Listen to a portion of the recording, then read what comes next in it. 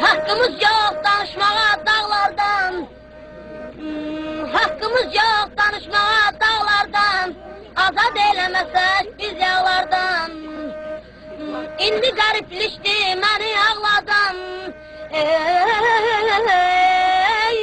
İndi garipleşti məni ağladan. Oyanan qəbirləri könlüm istəyir. Oyanan evləri könlüm istəyir.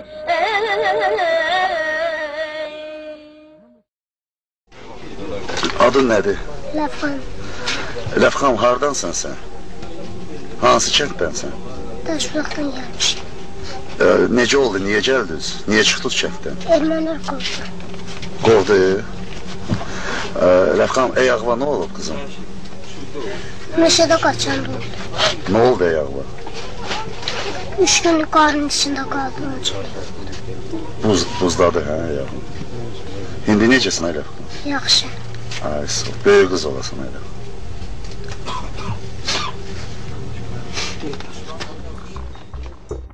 1991 yılının Ekim ayı bir yandan büyük devletlerin desteklediği Ermenilerle Karabağ'da çatışırken, diğer yandansa içerideki ayrılıkçı gruplar ve hükümet için savaşan grupların karşısını almakla uğraştı.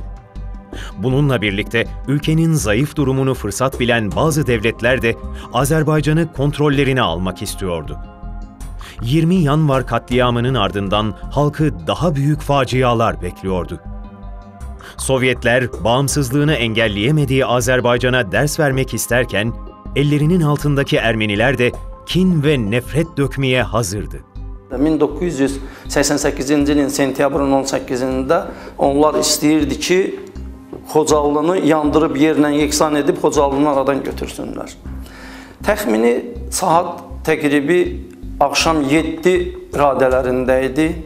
7-7-nin yarısı radələrində o maşınlar, ermənilər Xocalıya çatar-çatmaz əllərində butulkalarla benzin, Xocalının evlərin butulkalarla yandıraraq evləri atdılar, ot tayalarını atdılar və həmən günü Xocalıda 7 ot tayası yandırıldı, 7 ev yandırıldı və orada müəyyən insanlar çox xəsarət aldı, yaralanan oldu. Lakin o vaxtı Xocalı oğlanlarının birliyi sayəsində ermənilər həmən gün geri oturtduruldu və onlardan da xeyli yaralanan oldu və Xocalının girişinə imkan vermədi. O silahsız, o böyle deyək, amma vatan sevdası ilə, toprak millət sevdası ilə, bu vatan bizimdir, bu toprak bizimdir, bu millət də bizimdir. Biz izin verməriz ki, insanımıza, vatanımıza qarşı bunlar yapılsın deyə minlərlə insanımız, gəncimiz canı ilə o toprakları korudu. Biz 20 mindən fazla şəhid vermişik. Düşünebiliyor musunuz? O 20 mindən fazla şəhid niye vardı? Çünkü o insanlar topraklarından çıkmak istemiyordu. Türk ve Müslüman olduğu için Ermeniler tarafından vahşice katledilen insanların sayısı gün geçtikçe artmaktaydı. Bir Hristiyan ülkesine bunu yapsaydı, bunun onda birini değil 100'den birini yapsaydı, 100 kişini köçmen salsaydı, bir Müslüman ülke, bir Hristiyan ülkenin, 100 kişini köçmen salsaydı, bir kilsesini dağıtsaydı, indi herkes barbar bağırırdı Batı'da da, Rusya'da da. Ama Azerbaycan insanının bütün camileri dağıdıldı o işgal edilen bölgelerde. Bütün tarihi anıtları dağıdıldı. Hatta kabristanlıkları bile dağıdıldı. 1 milyonda insan evine dönemiyor. Ama siz onlardan yeterli seslerini duyuyor musunuz? Ben sizi yemin ediyorum Hristiyan olsaydık farklı olardı. En büyük sorun onlar için Türkler, Müslümanlar önemli değil. Təəssüflər olsun ki, bugün də Xocalının həqiqətləri hələ dünyaya lazımı şəkildə çatdırılmayıb. Ona görə də ilk öncə sizə minnətdarlığımı bildirmək istəyirəm ki, Azərbaycan xalqı üçün belə bir həssas mövzunu işıqlandırmağı qərar almışsınız. Yəni, Azərbaycan xalqının ehtiyacı var ki, bu mövzu dünya ictimai fikrinə təsir göstərsin, təqdim olunsun. Çünki bəziləri qərəzli şəkildə bu mövzuya göz yumurlar, bu mövzunu işıqlandırmırlar. Bəziləri də dünya ölkələrinin, xalqlarının bir çoxu da bu faciədən xəbərsizdir ümumiyyətlə. Çox təəssüf ki, hələ bu günə qədər beynəlxalq səviyyədə bu hadisəyə düzgün qiymət verilməyib. Biz bundan təəccüblənmirik. Çünki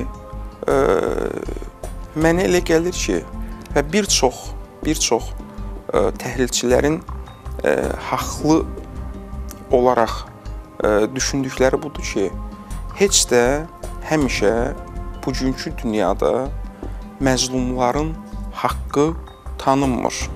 Doğrudan da görünməmiş bir faciədir. Qocaya, qadına, uşağa rəhm etmədən insanlar qətlə yetirilib orada kütləvi şəkildə. İnsanların çıxışına imkan verilməyib, insanlar mühasirədə qalıb.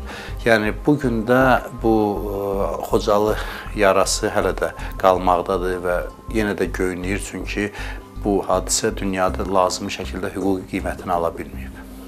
Baxın, erməni cəlladlarının qətliamı sıradan bir hadisə deyildi tarixdə. Heç şübhəsiz ki, bunun arxasında böyük güclər dayanmışdı və indi də dayanır. Bu elə bir vəhşilik idi ki, demək, bütün türk dünyasına qarşı törədilmiş bir vəhşilik idi və erməni genosidi, ermənilər Azərbaycanlılara qarşı soyqırım siyasəti həyata keçirmişlər. Bu Xocalı vasitəsilə Azərbaycan xalqının, Azərbaycan ictimaiyyətinin və Azərbaycanlıların Türkiyə ilə birlikdə üzərinə düşən əsas məsələlərdən biri bundan ibarətdir ki, bugün Azərbaycan torpaqları işğal altındadır. Azərbaycanın 20%-dən artığı ərazisi hələ də Dağlıq Qarabağ bölgəsi və onun ətraf rayonlarda daxil olmaqla işğal altındadır və Azərbaycanın 1 milyondan artıq qaçqın və məcburi köçkünü var. Bugün Avropanın öndə gedən ölkələrinin hər hansı birində kiçik terror hadisəsi baş verəndə bu qlobal miqyasda nə qədər işıqlandırılır. Bax, hadisənin acı tərəfi budur. Biz bunu unutmamalıyıq ki, yüzlərlə insan orada qətlə yetirildi. Amma həmin inkişaf etmiş, qlobal səviyyədə söz sahibi olan, güya haqqın və ədalətin tərəfdarı kimi özünü dünyaya təqdim edən dövlətlər tərəfindən bu acı hadisəyə, yəni Xocalı hadisəsinə düzgün qiymət verilmədi. Bu Xocalı ilə bağlı bütün həqiqətlər bütün dünya ictimaiyyətinə çatmalıdır və biz illərdir ki, bununla bağlı Azərbaycan dövlət səviyyəsində də, qeyri-hökumət təşkilatları səviyyəsində, vətəndaş cəmiyyət səviyyəsində, media səviyyəsində Türkiyə-Azərbaycan birgə çalışır və Xocalı soyqırımını demək olar ki, böyük əksəriyyət dövlətlərin bir hissəsi artıq bir soyqırım olaraq tanımış və biz bunun daha da gələcəkdə erməni vəhşiliyinin bütün dünya ictimaiyyətinə çatdırılması üçün əlimizdən gələni edirik. Mütləq hamı bu məsələyə diqqət ayırmalıdır, kimliyindən asılı olmayaraq, hansı vəzifədə olursa olsun. Bunu dünyaya elan etməlidir. Eybi yox, qoy bizim səsimizi eşitməsinlər. Amma biz bunu deyək. Biz bütün dünyaya car çəkək ki, biz məzlum tərəfiyik. Biz məzlum tərəfiyik. Təbii ki, təkcə car çəkmək yox, həm də biz həmin indi işğal olmuş torpaqları azad etmək üçün mütləq hər zaman hazır olmalıyıq və səfərbər olmalıyıq. Bu, şübhəsiz belədir. İslam ümmətinə də, müsəlmanlara da bu hadisənin, bu soyqırımın çatdırılması olduqca önəmlidir. Çünki Peyğəmbərimizin hədisində buyurulduğu kimi, müsəlmanlar bir bədən kimidir. Onun bir üzvü ağrıyarsa, bütün bədən əziyyət çəkməlidir. Təəssüflər olsun ki, hələ İslam ümməti belə bir hala gəlib çata bilməyib ki, bu İslam coğrafiyasında bir yerdə baş verən bir hadisə bütün İslam ümmətinin diqqət mərkəzində olsun və bütün İslam ümməti onu öz faciəsi kimi dəyərləndirsin. Bugün ortada Dağlıq Qarabağ münaqişəsi ilə bağlı Birləşmiş Millətlər Təşkilatının 4 qətnaməsi var. Avropa Şurasının 2 qətnaməsi var. Azərbaycanın ərazi bütövlüyünü, Türkiyənin ərazi bütövlüyünü bütün dünya ictimaiyyəti tanıyır, bütün beynəlxalq ictimaiyyət tanıyır. Amma necə ola bilir ki, bugün bütün bunun qarşısında ermənilər həm Azərbaycana qarşı, həm Türkiyəyə qarşı bugün iddialarla çıxış edirlər. Fakt göz qarşısındadır. Türkiyənin Azərbaycanın kiminsə ərazisinə hər hansı bir iddiası falan yoxdur. Yəni bu bir daha onu nümayiş etdirir ki, bugün təkcə Ermənistan özü Azərbaycana qarşı, Türkiyəyə qarşı ərazi iddiası edə bilməz. Onların arxasında duran, həmin o ikili standartları yaradan qərb dairələri, həmin o ermənipərəst dairələr sözsüz ki, bu vəziyyəti yaradırlar. Bu soykırımın en dehşetli olanı ise Hocalı'ydı. Yeni yetmeler, körpeler, kadınlar ve yaşlılar Müslüman oldukları için can verdi. O dəhşətli gecədən 24 il keçir. O gecəni unutmaq çox çətindir. Çünki o gecə körpəmizdən tutmuş qoca insanlarımıza qədər, qadınlarımıza qədər bizlərin gözü qarşısında qətlə yetirildi. Ancaq o gecə biz aciz olduq. Qüvvələr qeyri-bərabər oldu. Çünki qarşı tərəf təlim keçmiş bir orduydu. Biz tərəf öz isti yuvaların, doğduğu yerlərin korumaq istəyən insanlar idi. Onları sadece öldürmüyorlardı. İşkence edip eğleniyorlardı. Hamile kadınların karnını yırtıp bebeğin cesediyle top oynamak, çocukları canlı canlı kesmek, kadınların bedenlerini parçalara ayırmak, gençlerin derilerini yüzmek, Ermenilerin en çok zevk aldığı katletme yöntemleriydi. Nice kız gelinler namuslarını kurtarmak için kendilerine kıydılar.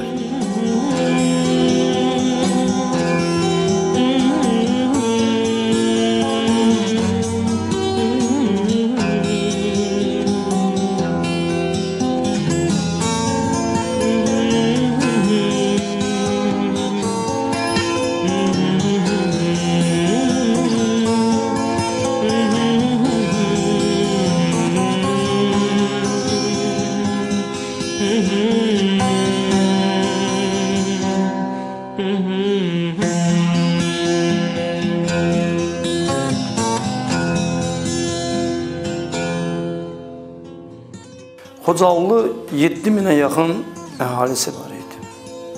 Xocalı Qırqız dağlarının ətəyində yerləşirdi. İki çayın əhatəsində idi. Qarqar çay və Xocalı çayının əhatəsində idi. Xocalı qədim türk məskənlərindən biri idi. Çünki 4-cü əsrə aid orada kurqanlar var idi. Yəni qədim türk məskənlərindən biri idi. Xocalıdan magistral yol keçirdi.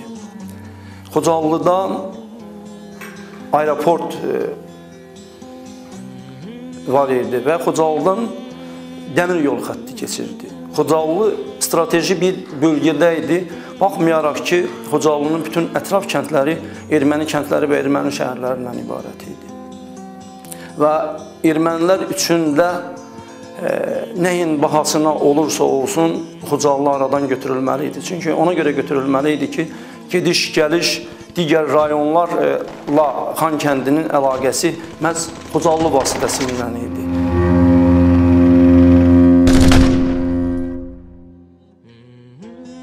Mən Salih Fazıl Məhəmmədoğlu, 1961-ci ilə Xocalı şəhərinin anan olmuşam, orada baya başa çatmışam. Bir müddət, yəni 91-ci ilin noyabrında ordu yaradılanda ilk üzvündən biri mən olmuşam. Bəzi əməliyyatlarda, bəzi döyüşlərdə iştirak eləmişəm, son günə qədər.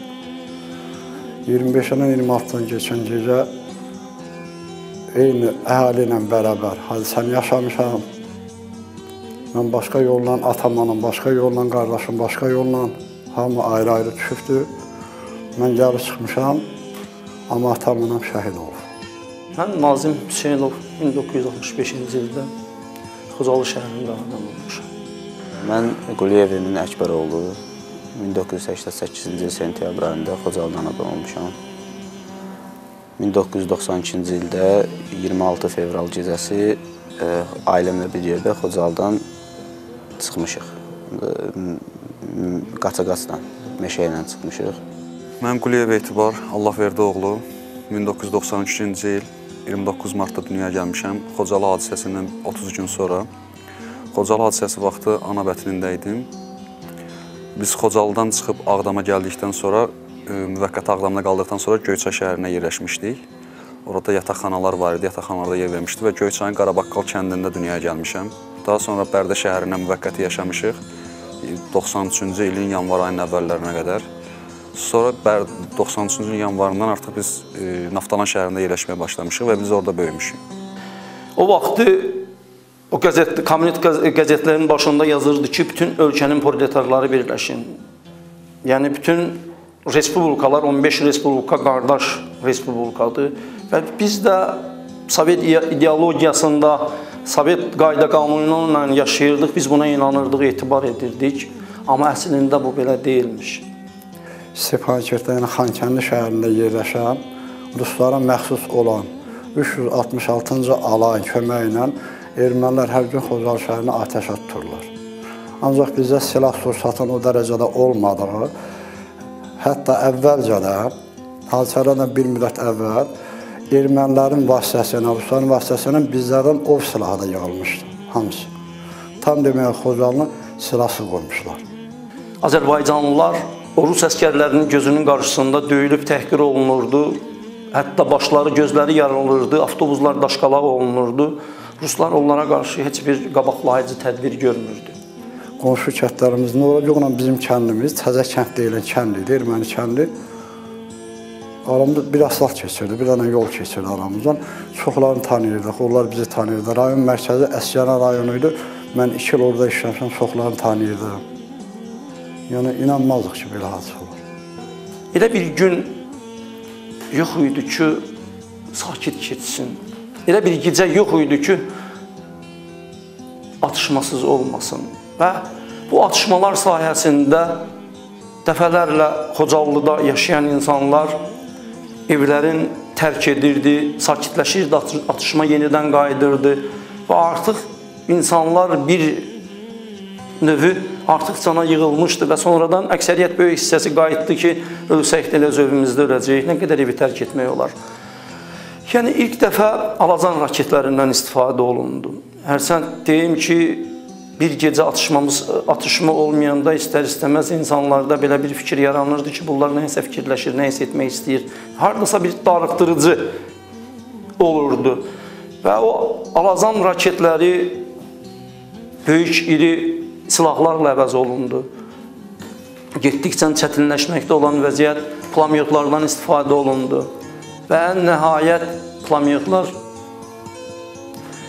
qrad mərmilərindən istifadə olundu. Həmən gecəsi 4 bir tərəfdən Noracuq kəndindən, Mehdikənd kənd istiqamətindən, Xoramur tərəfdən, Harov tərəfdən. Texnika tam Xocalıya yaxınlaşdı, tam. Demək olar, artilleriya məsafəsi yox, avtomat silahı qədər yaxınlaşmışdı. Bizə heç bir texnika yox idi, böyük silahımız yox idi. Texnikanın qarşısında azı qaldıq. Hər tərəfdən güllə yağış kimi yağardı. Bizim o erməniyə qarşı həm biz mühasirədə idik, bizdə də kifayət qədər silah yox idi. Erməniyə də biz lazım olan müqaviməti biz göstərə bilməzdik. Ancaq biz çalışıb qorunurduq, evimizi, ocağımızı, öz isti yurdumuzu qoruyurduq ki, və ümid edirdik ki, bizə kömək edəcək və Azərbaycan xalqı bizi bu bölgədə, bu mühasirədə qoymayacaq, tək qoymayacaq. Artıq Xocalı 3 tərəfdən mühasirədə olub, bir tərəf yol qalıb getməyə, o da meşə olub. Meşə ilə də insanlar artıq o vaxtı çıxıblar ki, artıq erməni kəndə girib. Yəni, ayağına ayaqqabı geyinməyə də fürsət tapmayanlar olub. Kömək yox idi, yəni heç nə əlimiz çatmırdı.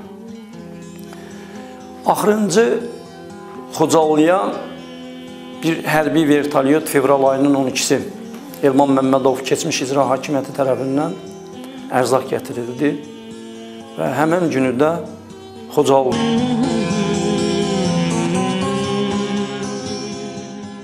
hər bir tərəfə məlumat yayıldı ki, artıq bu yaxın günlərdə Xocalı üzərində ermənilər əməliyyat həyata keçirdəcək.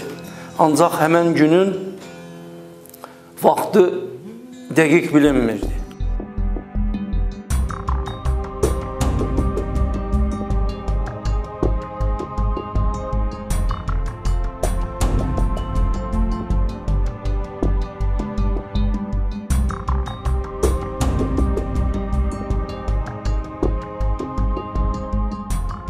%25'inin günü sanki qeyri-adi bir gün idi. Həmin gün, ertəsi gün sükutçuluq idi.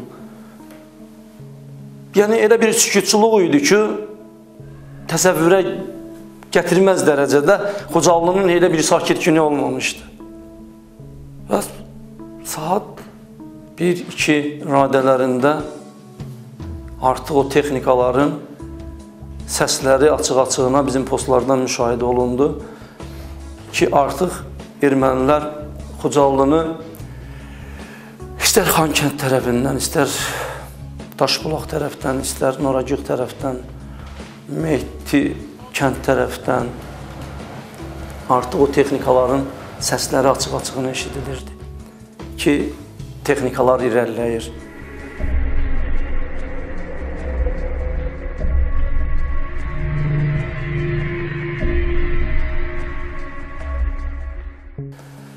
Axşamısı ilk o top mərmisi 9-un yarısı 9-a qalmış təxmini 9 radələrində dəqiq sanki o sükutçuluğu yerinə yeksan etdi. Sanki adi bir anda Xocalı od tutub yanmağa başladı. Və eləcə də o texnikalar 366-cı alayın, motatıcı 66-cı alayın zirehli texnikaları idi.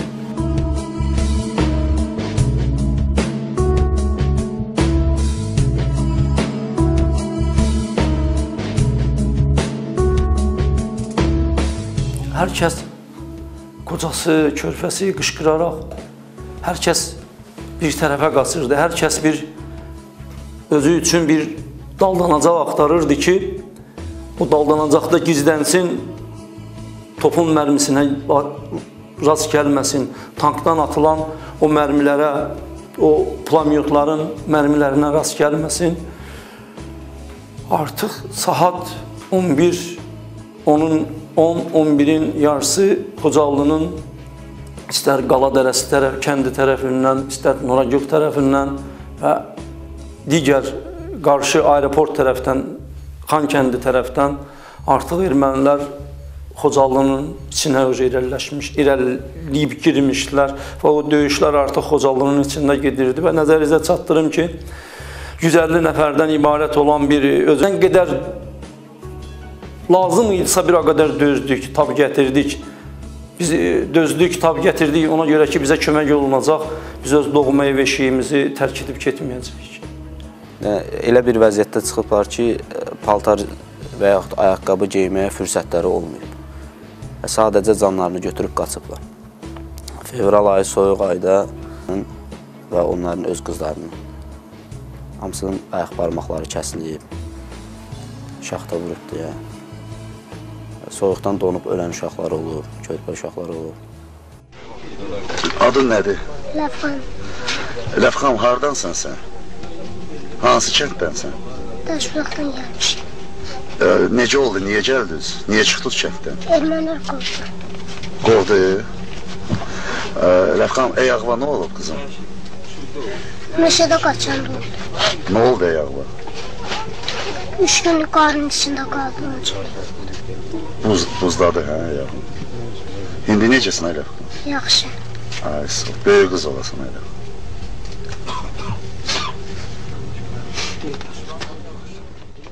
Bizi çox da biraz əziyyətə salan qarın soğuğun olmağa, duman olmağa, meşəni tanımırdıq. Bilmədik ki, Ağdam istiqamətinə gedirik, erməni istiqamətinə gedirik, bilənmədik. gecə, soyuq. Orada atam 30 yaşında şəhid olub. 7 yaşlı bacım, əmim oğlu, atamın atası, anası, bacısı, bacısının həyat yoldaşı, bacısının körpə qızı,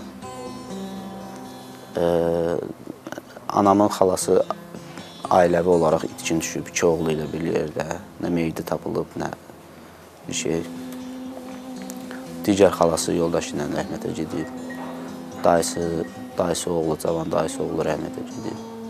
Xocalı qohumlarımdan ən əsas, ən təsir edici deyə bilərəm ki, babam olan Hüseynov Allah verdi. Yəni, bütün Xocalı hadisələrinin rəmzi olan bir insan demək ola bilər ki, yəni, siz internetdə Xocalı hadisəsi, Xocalı soyqırımı yazan kimi birinci, bəlkə yaşına görə, bəlkə o məzlum duruşuna görə ilk onun şəkilləri çıxar qarşınıza. Hüseynov Allah verdi, mənim öz babamdır. Mən onun nəvəsiyəm. Daha sonra yaxınlarımızdan anamın dayısı oğlanları, anamın dayısı nə qədər əsirlikdə qalıb 40 günə yaxın. Daha sonra babam rəhmətə gedəndə, daha rəhmətə getməmişdən əvvəl, ölümündən əvvəl Xocalıdan meşə ilə çıxanda oğlu babam və dayımla bir yerdə çıxartmaq istəyiblər qoca babamı, Allah verdi babamı çıxartmaq istəyiblər. Amma o nə qədər ısrara rəğmən çıxmadı ki, mən burada doğulmuşam, burada da öləcəm. Orada uşaqlar da vardı, qocalar da vardı, xəstələr də vardı. Amma çəkilişlərlə, görüntülərdən məlum olur ki, ermənilər heç nəyə baxmadan, öz qəddarxalarını göstərməklə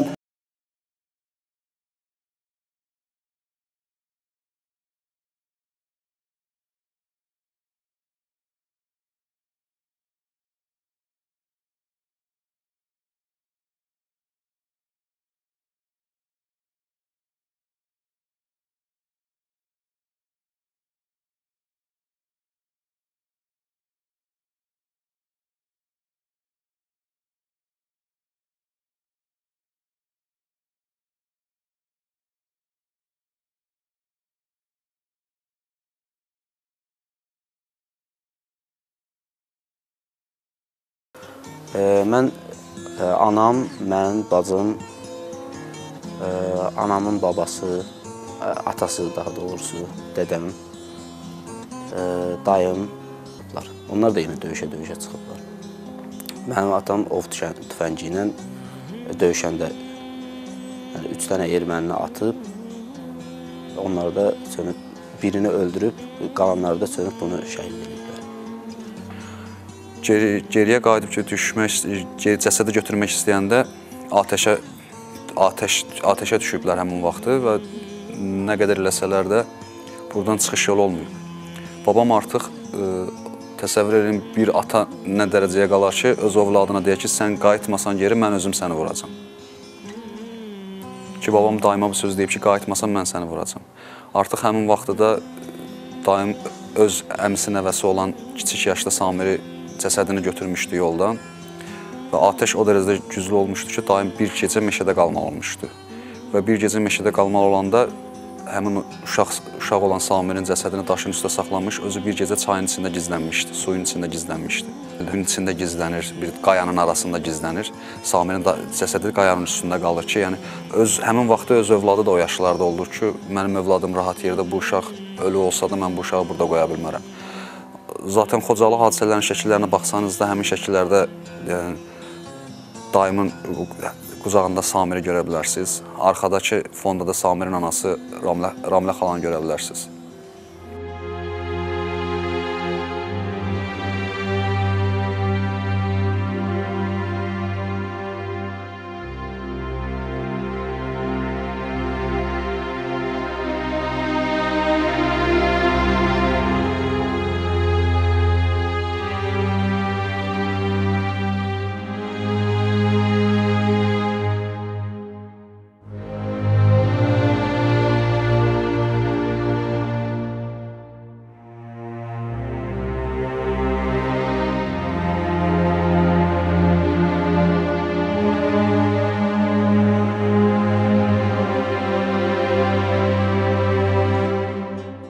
həmin gün 56 nəfər xüsusi qəddarlıqla qətirə getirildi və mən qeyd edəcəm ki, o xüsusi qəddarlıqla getirilən insanların onlarla meyitlərinin getirilənlərindən biri də mən oldum və onun canlı şahidi oldum, öz gözümlə görüb, öz əllərimlə götürdüyüm meyitləri gördüm.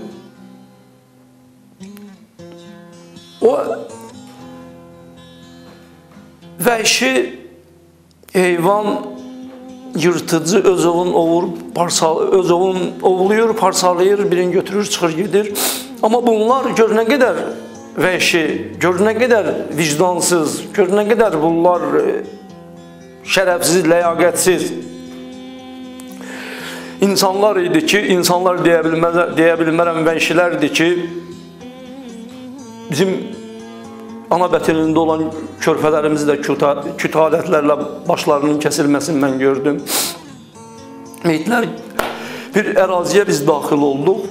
O meyitləri yığanda 10 kvadrat metr yerdən 30 şəhidi götürdük. Ağacı kəsirsən, qol qənədən vurursan, bir-birinin üstündə gəlir.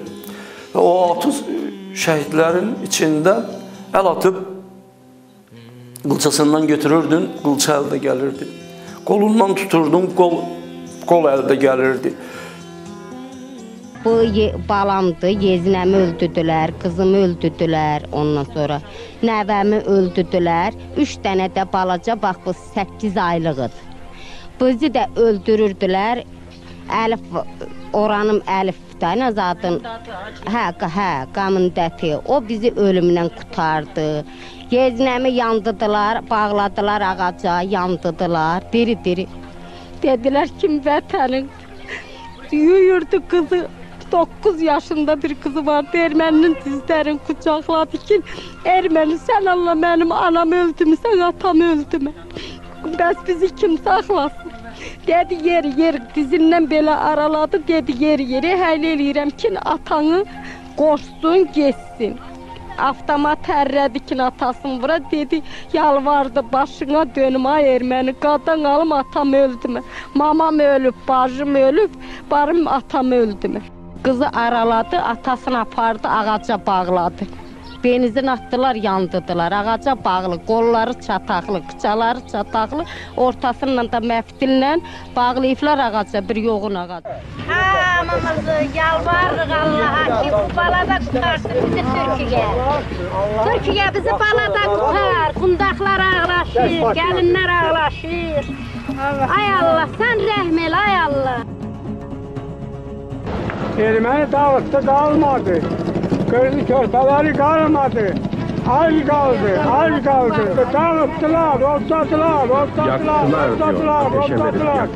otladılar.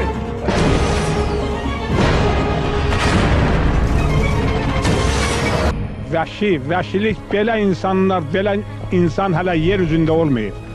Tarix boyu. Gəldilər, Finski evləri qırandan sonra bizim 5 mərtəbə, 3 mərtəbə evlərimiz vardı. Orada padvallar vardı. Cəmaət yığışmışdı, inanırsınız. Getdilər orada elə qırdılar. Torpaq kimin cavanları, uşaqları, hamısını keçirdilər nizanın başına, inanın. Gözün baxa-baxa gözlərini çıxartdılar. Baxa-baxayıb, diri-diri. İnanın, anasını qoyub, anasını deyib, bax, oğlunu anasının gözünün qabağında başını siliriblər.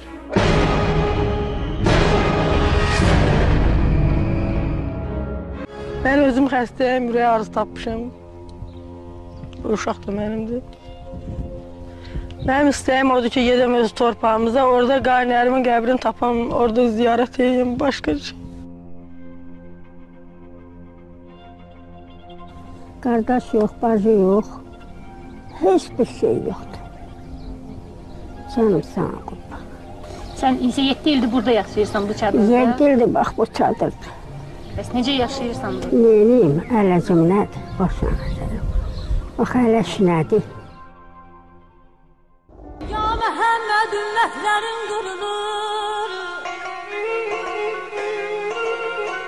Ya Məhəmməd ümmətlərin qırılır.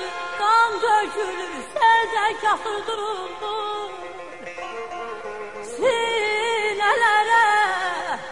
Sinələrə çarpaz dağlar vurulur, çarpaz dağlar.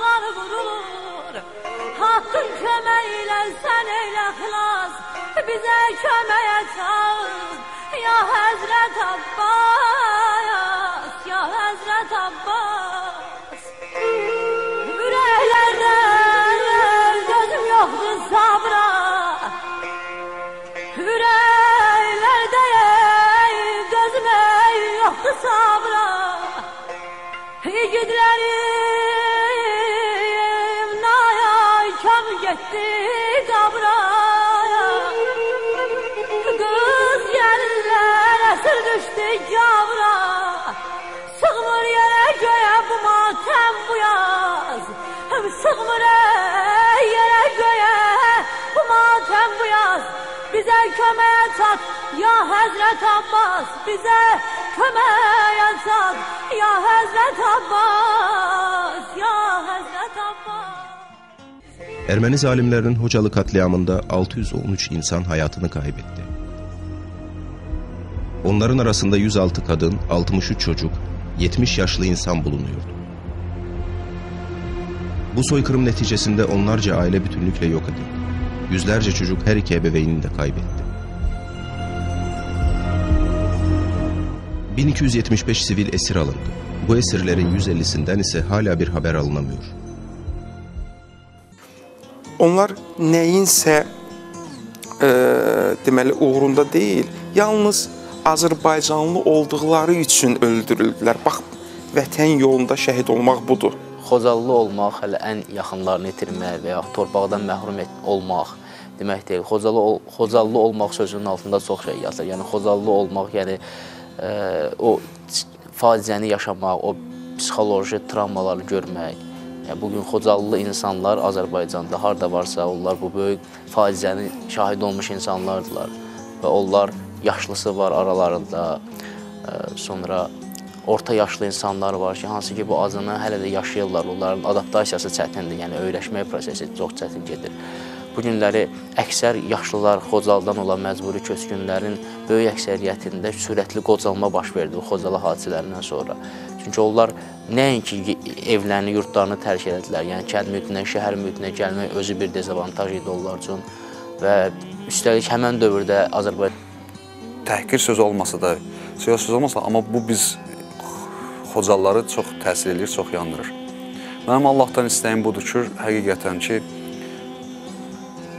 intiqam almaq fürsətini bizə versin. Heç kimə yox, təkcə Xocalıların özünə versin ki, mən əminəm ki, Xocalının əhalisi az olmayına baxmayaraq, tək Xocalı övladları bir erməni ordusuna bərabərdir.